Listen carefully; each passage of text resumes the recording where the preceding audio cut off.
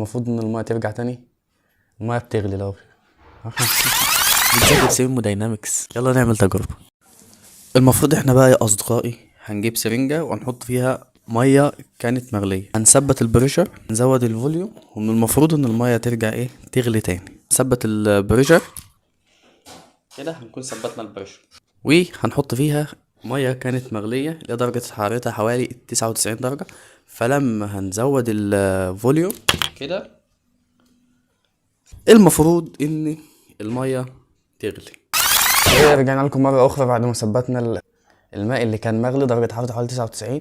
فهنثبت اللي انا عامله ده، هنثبت البريشر وهنزود بقى الفوليوم. هنلاقي الميه انها بتغلي، مش بتغلي.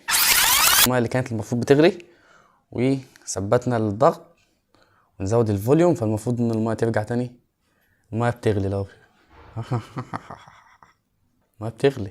وبكده تكون نجحت التجربة، مفشلتش.